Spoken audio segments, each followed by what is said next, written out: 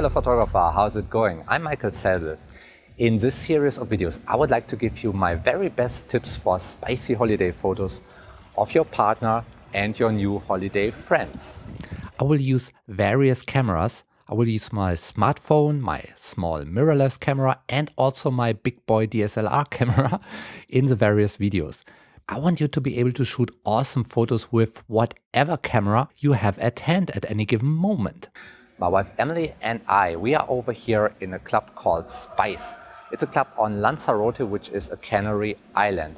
I mean, what could be a better location for spicy holiday photos than a holiday hotel named Club Spice? And it's our favorite holiday destination.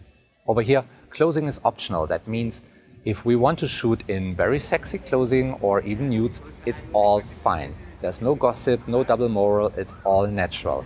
Emily and I, we initially learned about the Spice Resort in a wonderful online community called Joy Club, which is one more proof for the fact that location scouting, or in this case actually holiday planning in social media, is actually working very well. In today's video, it is particularly about shooting with your smartphone, but the tips can and should be used with whatever camera you've got. Let's start with tip number 1. It's about composition, and it's simply fill the frame.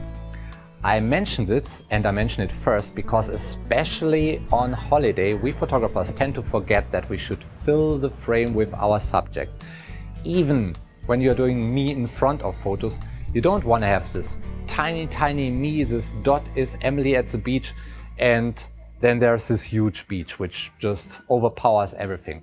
The more background, the more distraction you have in the photo, especially with cameras that have a huge depth of field like smartphones, meaning everything is sharp from the front up to the very background. Then the background becomes a distraction, especially if your photos are usually watched small on, let's say, Facebook or something similar, and not huge in a gallery as a high definition print.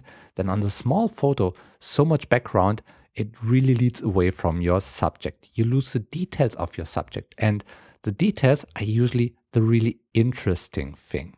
So let's cover the options that you have for filling the frame. Well, first, the obvious, you just get closer to your subject. That's the best one. With a smartphone, you probably have to go quite close. I mean, a smartphone typically has got a little bit of a wider angle lens, which is equivalent to, let's say, a 35mm lens on a camera, and you might need to come closer than you think. Other one, you attach a longer focal length. In other words, zooming more in onto your subject. With a smartphone, typically there are no exchangeable lenses, but there are clip-on lenses which you can attach in front of your standard lens. They are, for example, the lenses of Clip. They have got a 2x teleconverter, which already brings quite a lot. However, it costs a little bit of image quality.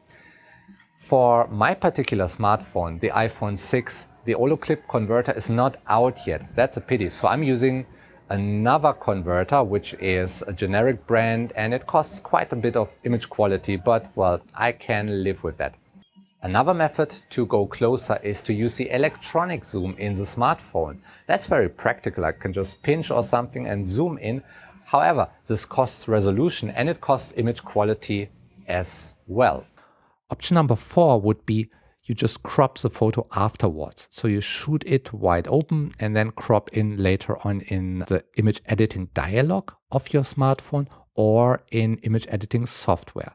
Well, this costs some extra time in post-production, but it gives you the chance to think twice about how close you actually want to go. So I think it's a good option.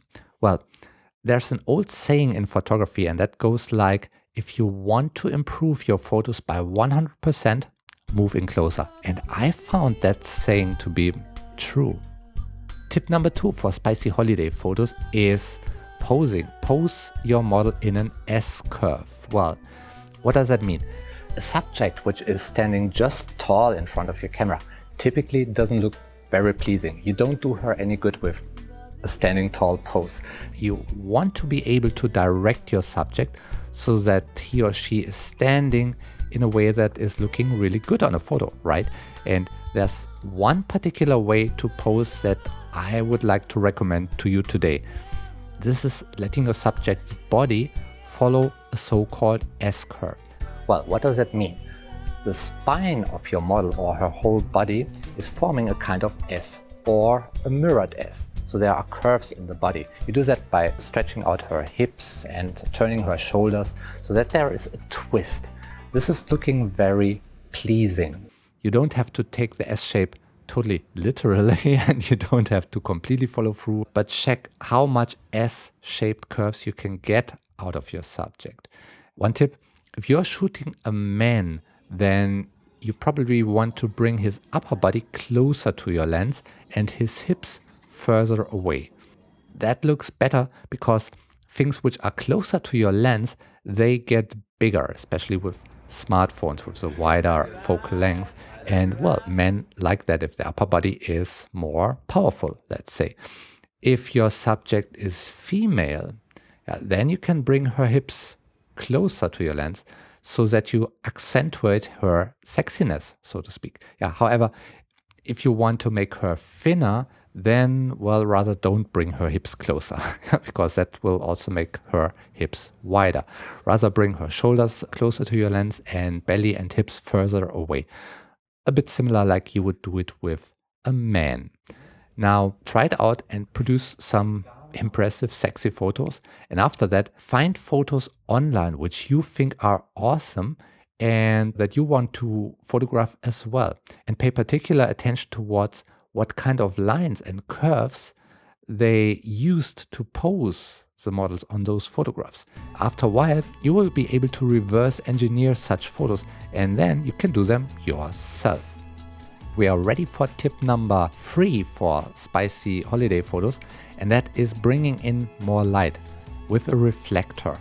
Because our human eye, it can cope very well with high contrast, meaning with very bright areas next to very dark areas, but cameras, they actually cannot. And typically you want your subject to be rather bright. Even the shadows on your subject should have somewhat of a brightness, they should be somewhat light and not totally black. So direct some extra light towards your subject, especially into her shadow areas. That means you fill in the shadow with extra light. And you can do that using a pop-up reflector. This is a nice, small, foldable reflector which pops up really big. You can hold it yourself, but it's probably better if a friend or somebody next to you is holding the reflector and directing light into your model. If you don't have such a reflector, well, a white towel does the same job. Or a pizza box. A pizza box usually has got a reflective inside. You can reflect light with that as well. Or you pose your subject so that she is next to a white wall. Then this white wall will throw back light into her shadows. And if you fill her in with light, you also separate her better from the background and it will just look much better. Tip number 4. When you expose and when you tell your smartphone where you want to focus on, then tap on her front eye. I mean, the more exact you tell your phone what you want to be sharp and what you want to be correctly exposed, the better it can dial its settings like focus, ISO and shutter speed. And generally, you want her eyes to be really sharp, especially the eye that is closest to your camera. Eyes are really essential. So tell your smartphone that you want them sharp. Tap on the front eye, and in most camera apps, this will set the focal point, the point that will be really sharp, and it will also set the exposure point, the point where the smartphone meters the correct exposure. And the eye is actually an awesome spot to meter exposure. It got pretty dark areas like lashes, it got bright areas like the white in the eye, and in a mixture is all a medium value. Many smartphones have great facial recognition, but it's never wrong to help your phone as much as possible. And by helping your phone to find her face and even the correct eye to focus on, you make focusing also faster. So do your smartphone a favor, tap on the front eye before you release the shutter, and it will make it much more likely that the photo which comes out is exactly what you want.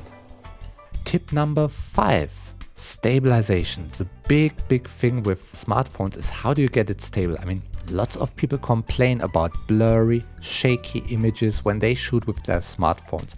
And in a lot of situations, that's normal. If you're shooting in a dark environment where there's not much light, then the smartphone doesn't have any other choice than making the shutter speed much longer. So your camera will shake a bit and then the subject is blurred. With our big boy cameras, with our DSLRs, we've got flash to our disposal.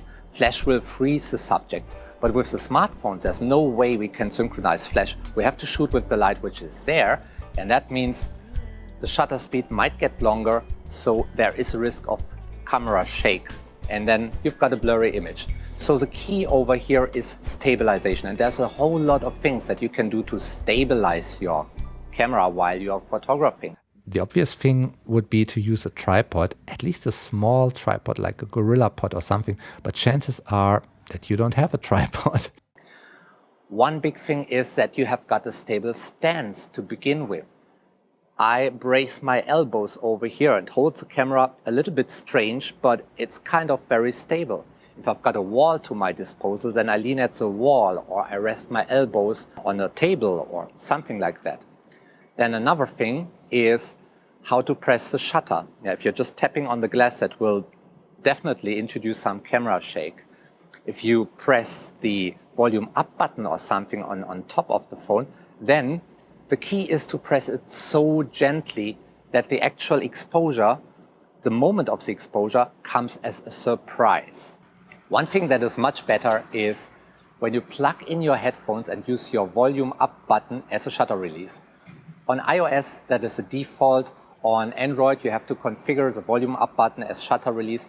I even went so far, I cut it off the earpieces of an old headset and just use the button as my shutter. I love that.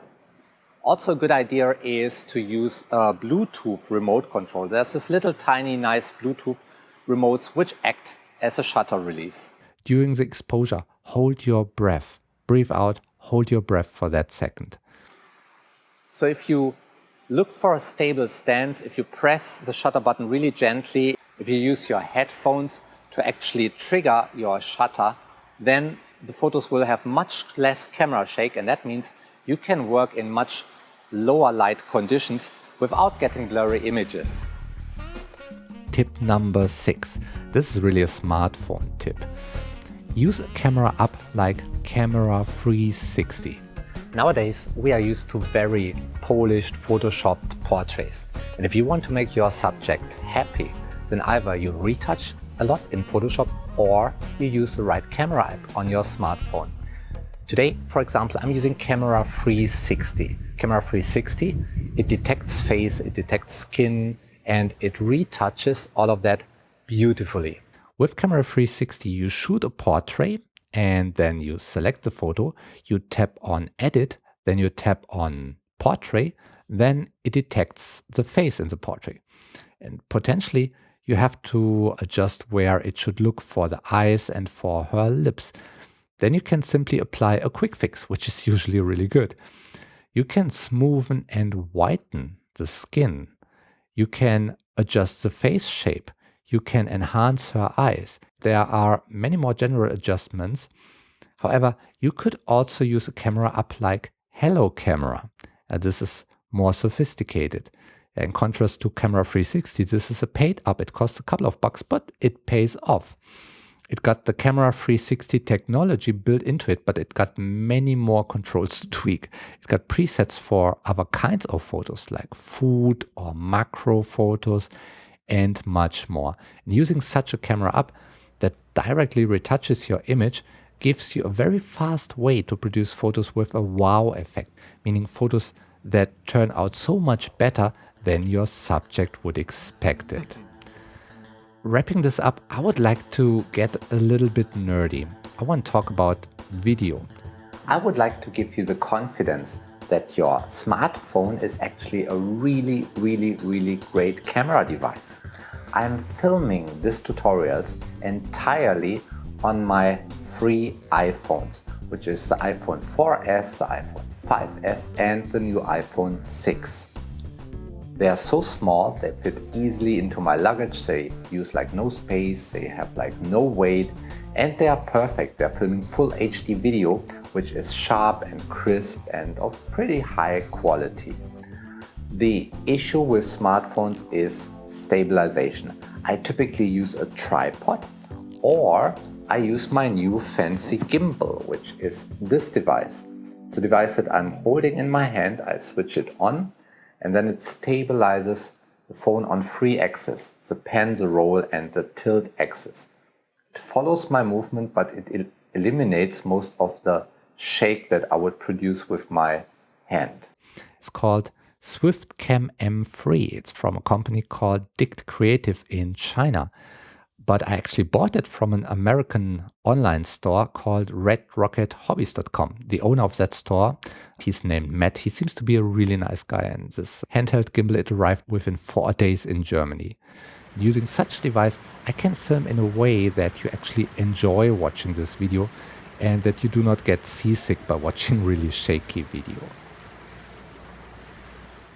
Thank you so much for watching. If you liked the video, it would be lovely if you can give us a thumbs up, subscribe to our channel, or even better, subscribe to our photo magazine at goodlightmag.com. A whole lot of cool tips are coming up over there. Next time, I'm going to shoot with my little mirrorless camera. I hope to see you in the next video, and until then, I wish you good light.